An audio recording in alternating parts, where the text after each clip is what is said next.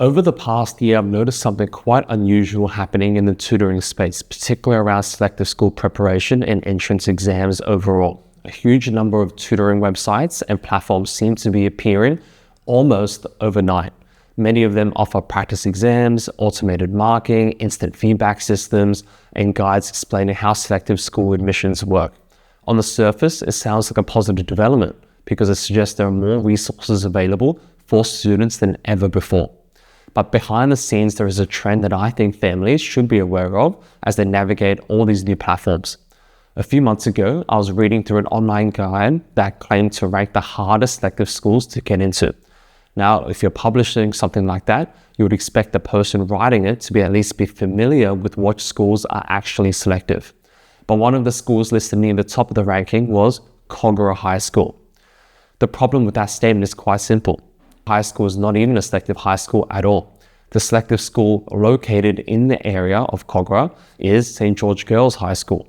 Anyone familiar with the local education system or someone who's been teaching this for a long time would recognize that immediately.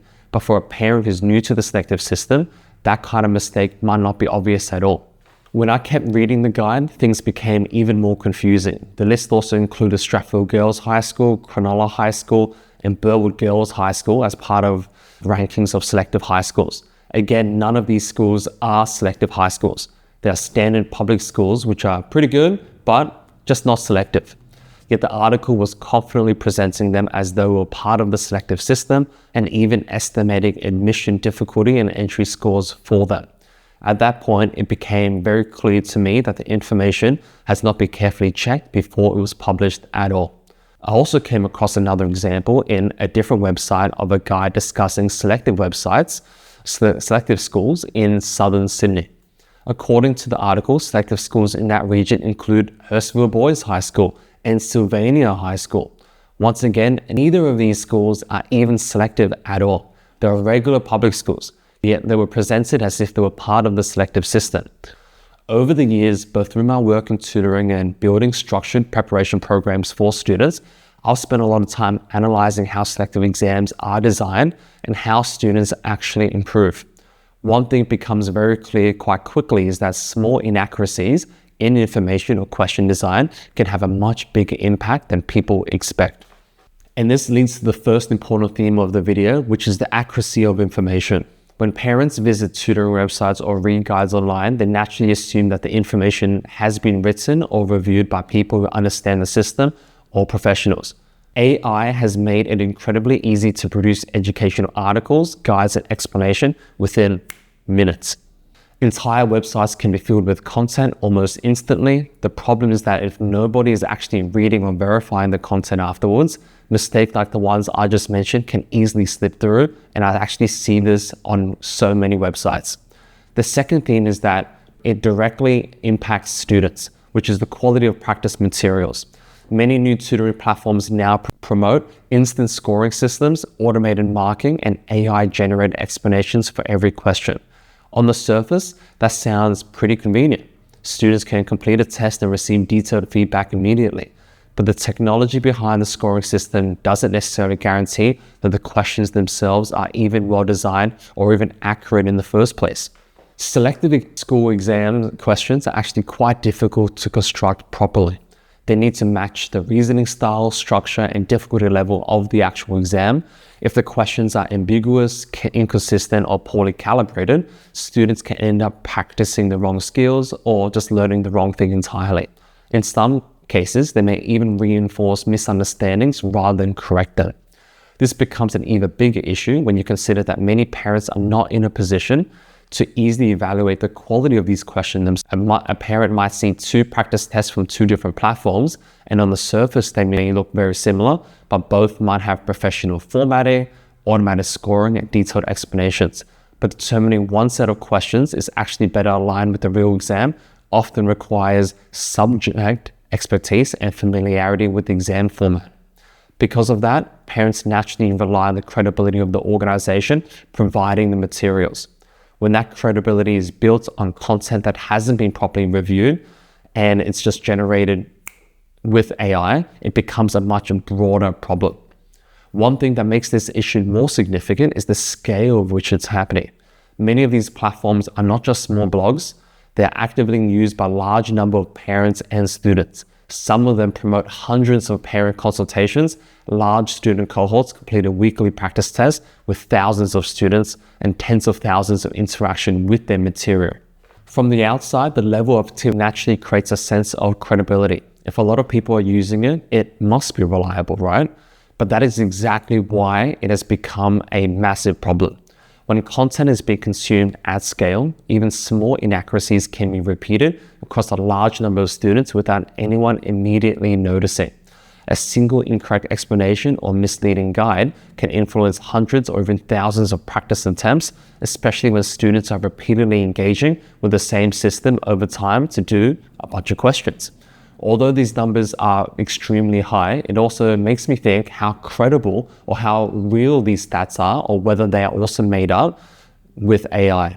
But the important issue is not just whether one piece of content is correct or incorrect, but how quickly this content can spread and can be absorbed as the truth simply because it was widely used.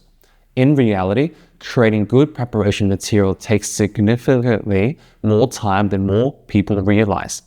A single exam question often takes multiple stages before it gets ready to be used by students. That's what we do at Bing's Academy. Someone needs to design the question carefully, check the logic, verify that there's one correct answer only, review the explanation, and make sure the difficulty level is appropriate for the test what they're aiming for.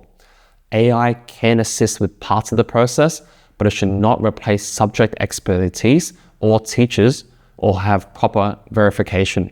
If you can generate hundreds of questions or pages of explanations overnight, it is very unlikely that the same level of care has gone into checking every single question. The third theme I want to talk about is transparency. If a platform is using AI-generated content or publishing information that has not been independently verified, it will be much more responsible to make that very clear.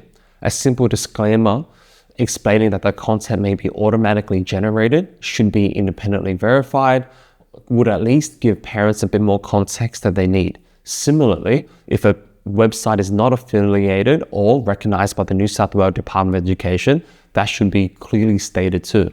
The issue isn't necessarily that AI is being used. AI can be helpful, and it's going to be something that will help education ultimately. The issue arises when parents and websites ultimately get confused because the websites present themselves as if the information has been written and verified by experts, when it's not actually the case, especially when the questions are not accurate at all. When something looks comprehensive but can be produced within minutes, it is worth questioning whether the same level of effort has gone into making sure that the questions are even relevant. For parents navigating the growing number of tutoring platforms and online resources, asking a few questions can make a big difference before you actually purchase a plan. Who actually wrote the material? Has it been reviewed by someone familiar with the exam system? Are the explanations consistent and accurate? Even something as simply checking whether the guide correctly identifies which school are actually selected can reveal a lot about how carefully the content has been produced. These websites and multiple websites are mentioning schools that are selective that are not even selective. It is becoming a massive issue. Another concern with the large volumes of AI-generated content is how misinformation can start to reinforce themselves. AI systems are trained on large amounts of existing internet content and they learn patterns from what already exists online. If incorrect information appears on multiple websites, those inaccuracies can sometimes be repeated or reinforced by other AI-generated content in the future. Over time, it's just a cycle where the same incorrect claims appear across multiple platforms and websites, giving the impression that information must be correct because it appears in many places. When tutoring platforms and exam preparation websites publish AI-generated guides or information without verifying it properly, they unintentionally contribute to this misinformation cycle. Instead of correcting the misinformation, the content ends up repeating and amplifying.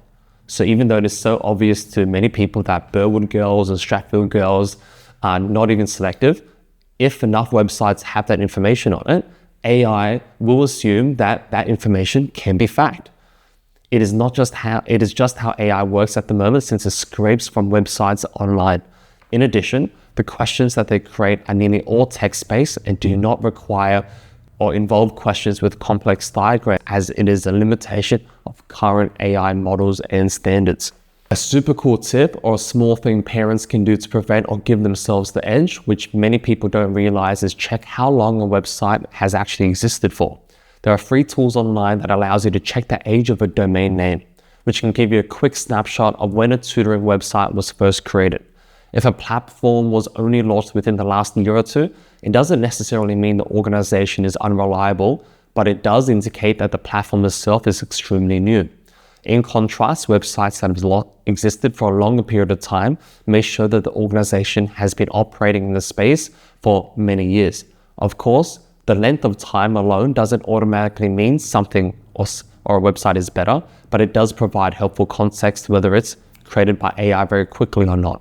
For example, on DupliChecker, which is one of these website age checkers, when I search up our website, Academy, it appears to have the correct age where it was created in 2018.